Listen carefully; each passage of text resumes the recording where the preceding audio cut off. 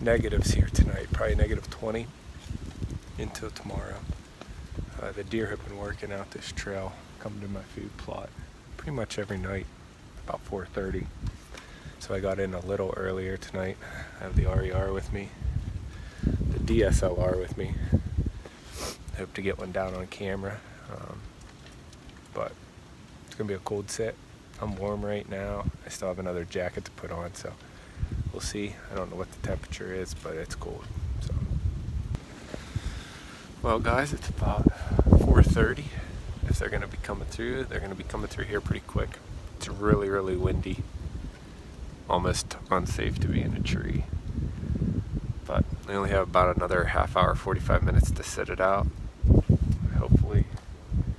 Hopefully they read the script. We'll see soon. But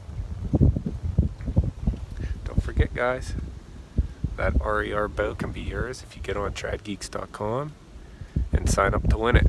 Mark and I are both giving our RER bows away this year, so you have till the end of the month.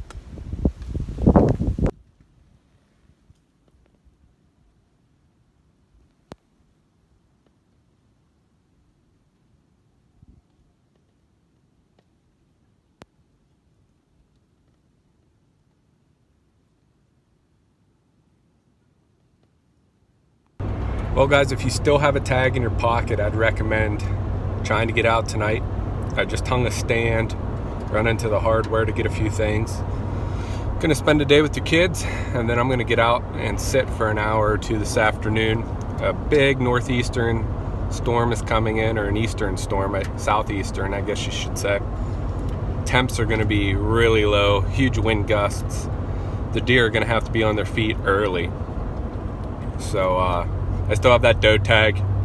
I have a few heavy trails that these deer are working going to my food plot, so I'm going to set up tonight, hopefully get a doe on the ground.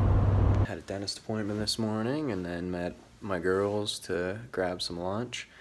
Just got back here at the house, so gonna hit some Mountain Ops Ignite and go sit in the cold. It's actually a warmer day today, so I'm not really expecting too much activity, but as always, just hoping one of the few bucks that I'm trying to kill comes wandering through. So here we go.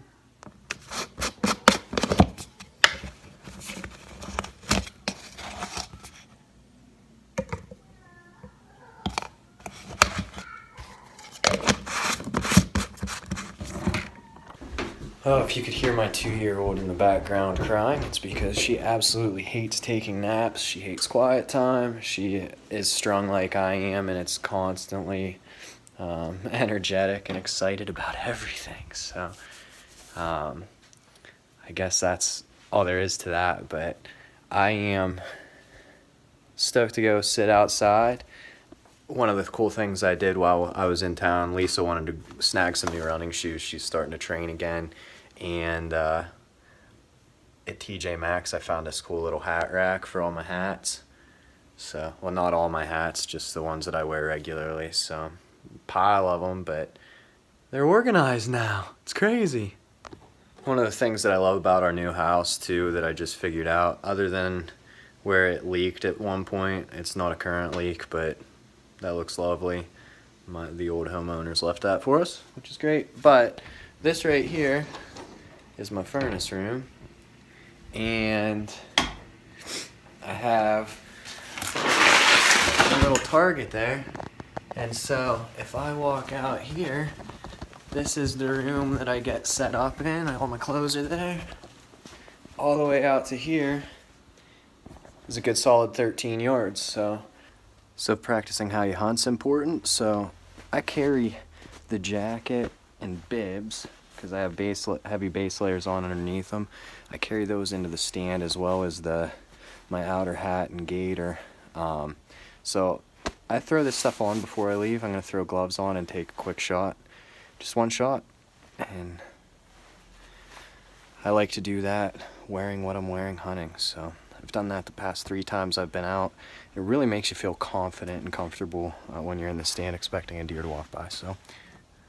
But I do get dressed outside because it would be way too hot carrying this to the stand.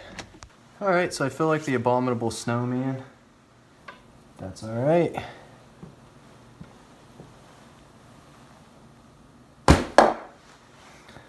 see where we hit. Can't wait to get this stuff off and walk because I'm already sweating. And I'd say we're ready. I'm in the stand. It is right around 2. So it's actually a little warmer than it's been, which is what it is. I'd rather it be just bone chilling, cool, get these deer moving, but not expecting really to see anything until right at last light if I see anything, so keep our fingers crossed. It is really warm in the stand. It's a balmy 21 degrees. Not used to this kind of heat. Past 4 sits, it's been between probably 2 and 15 degrees tops, and wind chills have been typically in the negatives, so I just don't know what to do with myself.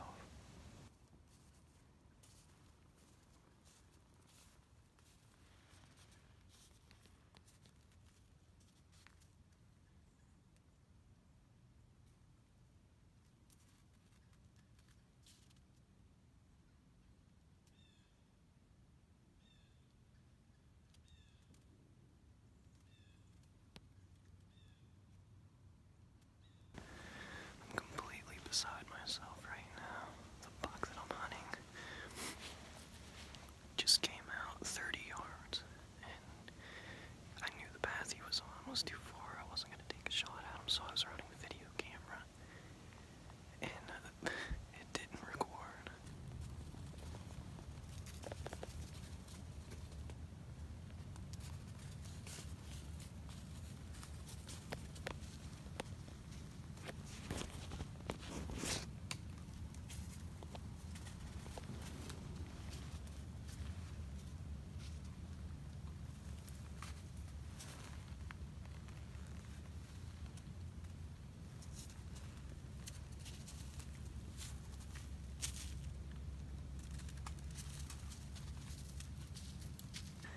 Unfortunately, I figured out that there is something going on with my camera. The 8-point that I'm hunting, he's one of the few bucks that I'm trying to kill. He came out at about 30 yards, and I had my camera rolling, and I went to zoom in as he was coming through the path, and I was out in front of him, so I was just gonna zoom in and get focus ready, and I didn't realize, but my camera stopped recording. So that sucks.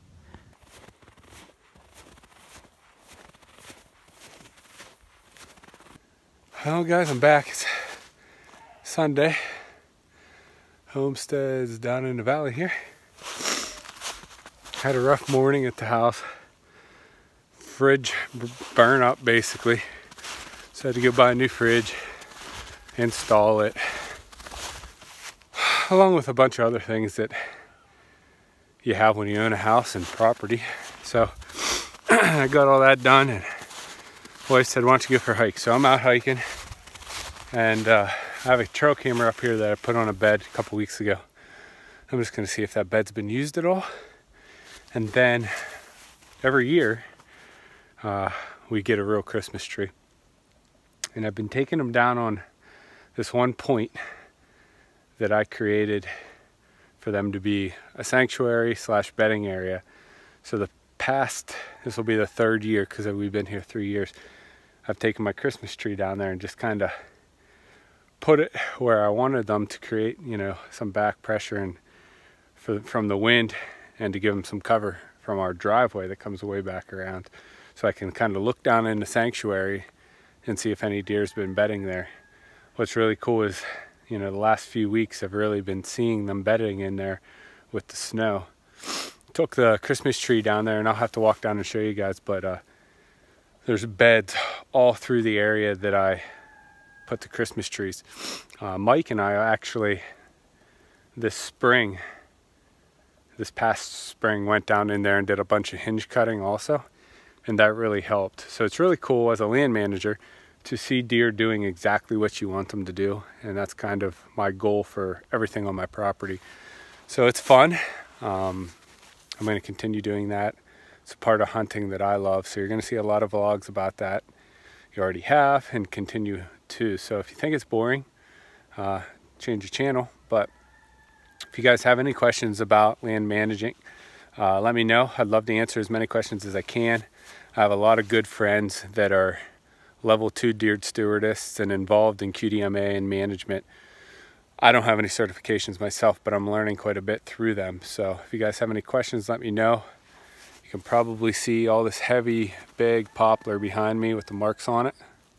Can't move in the right direction. They're all getting cut here this winter. So that's really going to change things for me, but I'm excited for that in the future. So I'm going to walk up, check that bed, and then walk down and show you guys that little sanctuary I created.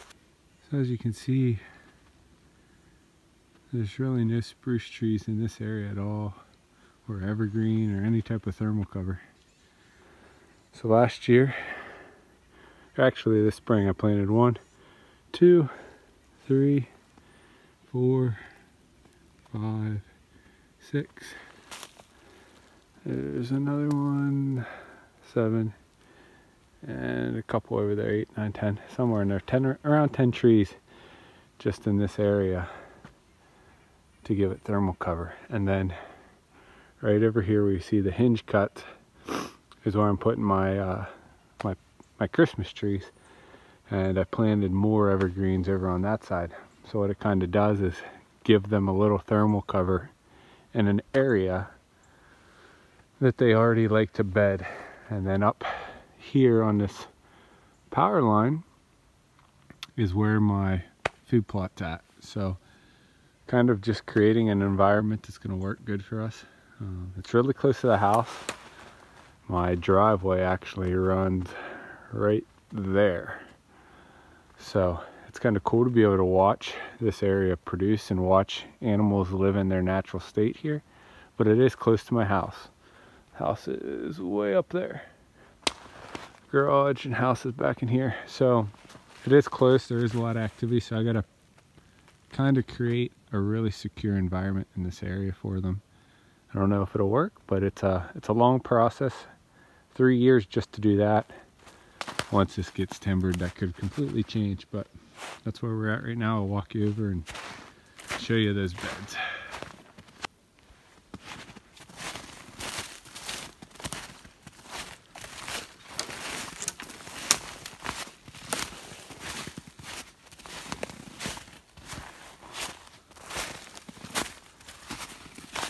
So these big trees are going to be taken out, and then the whole way up through there to see how open it is. That'll be so much thicker, but you can see the deer trail down here.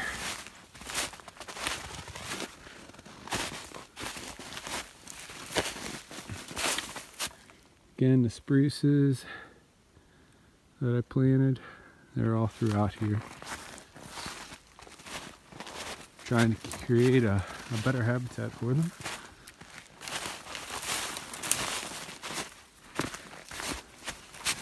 And down here you can see this was our second Christmas tree. Our first Christmas tree. Bed. Nice log here. That's another reason why I put them in here, so they kind of tuck in here. Driveway's up there so I can see them when I go to work. Just put our Christmas tree here. Don't you know it? Nice bed there, nice bed there, bed there, and another bed there. So they're really liking this area. It's really neat to drive to work every morning and see the deer using this area. So hopefully every year it gets better. What I'm gonna do next is, it's kind of a goal of mine to create specific beds on this property. So I own 30 and then I lease 50, and then I have another 74 or 47 over there to hunt. So roughly 125 acres to myself. What my goal is to create specific beds for bucks that I know are already buck beds, but improve them by you know, putting some logs in behind the beds, adding some spruce down or some type of bedding for them to make it even better, kind of dig them out, make it flat, make it that perfect bed for them. I don't know if it'll work, but my goal is to kind of create 4 or 5 good beds like that that I know bucks are going to use year in and year out, and then set up accordingly to them, watch them grow, kind of learn these deer, and then kill them once they hit 3.5 or 4.5. My expectations for this property aren't anything above that, so you know that's important when you're managing property. You know, you got to make sure that your goals align with the area that your property's in. I'm surrounded by a lot of Amish. Recently, all the property around me is kind of getting locked up, so it is making it better, but the Amish do sneak in and take quite a few deer. I noticed just this morning with my dad across the road, Amish drug a deer out, and there's blood in a trail, and you can see where their buggy swiped in, picked up the deer, and took off. So they were trespassing on that property when they took that deer probably yesterday. So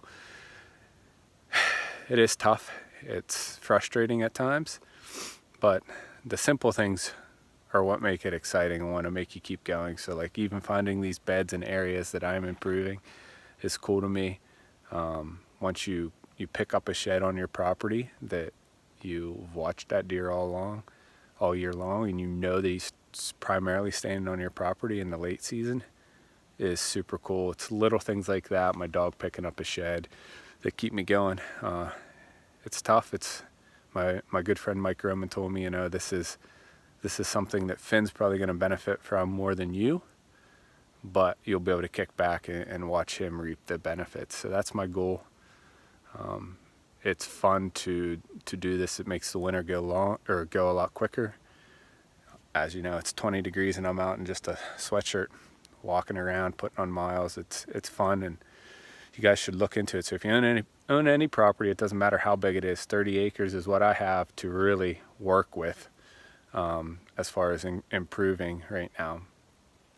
It can be as little as 10 acres. If your buddy owns property, get out and help him do it. It's worth it. It's fun. I know Mark, now that he has a piece of property and some state land real close to him that he can check on and run cameras and manage, he's finding that it's cool to track specific deer. Mark's a meat hunter. He always will be, but he's having fun with it. It's fun watching him. So I just hope you guys get out there and do something like that. Join the QDMA, join the National Deer Alliance, all great organizations and fun organizations to keep up with lots of good resources. Well guys, I didn't vlog any of this, and I apologize. I got some pictures and a couple little videos I'm going to throw together. Just a short little video, but I'm home. I got my buck hung up. Second season longbow kill. Pretty stinking stoked. Basically, it's Tuesday, it's a work day, and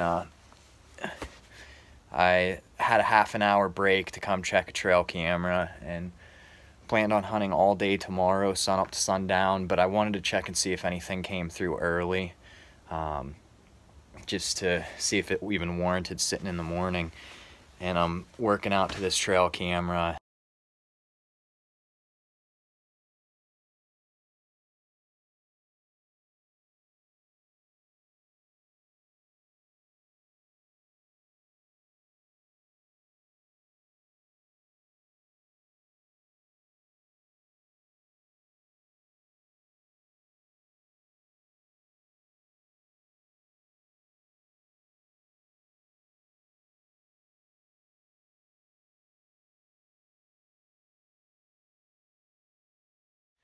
Alright, well I went tromping back through the woods because I left my tab and I left the arrow. I lost it because it broke off. But let me show you kind of what happened with the shot. So, quartering Hardaway, entrance right there, and then cut across the top of the heart, and let me spin this guy around so we got some light. Right there is the exit wound. Okay. So that is right through that front shoulder, using the Valkyrie broadheads. I had maybe 2 inches of arrow beyond the broadhead, and it broke off. I actually had the broadhead and I set it on my pack, and when I went to throw my pack on, I forgot about it, and it must have flopped in the snow on the drag out.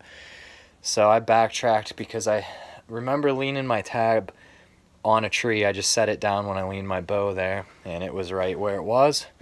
And then my nock is lighted, so it was glowing under the snow, and I found this guy. But the broadhead and my vehicle keys are somewhere in the woods. So the main reason I took the hike out tonight was to find my vehicle keys. Don't know where they're at. So luckily I have a spare set of both vehicle keys, so we're good to go. Not a big deal. But yeah, just really impressed. I mean, the 3-blade broadhead to bust through that front shoulder, I mean, that's a lot of deer to get through, a lot of vitals, and then to blow through it and have a couple inches of arrow broke off on the other side of it. I'm impressed. I'm happy. It's kind of the same as the doe I killed last year using the 2-blade. Got about the same penetration through that off shoulder, so really stoked. The blood trail was awesome. I mean, it was really easy to follow, but obviously I watched the deer fall, so pretty incredible day. I'm gonna go in, leave this guy hang tonight and cool. Gonna go in and get cleaned up, watch a movie with my wife and daughter, and enjoy celebrating the rest of the night. So stoked.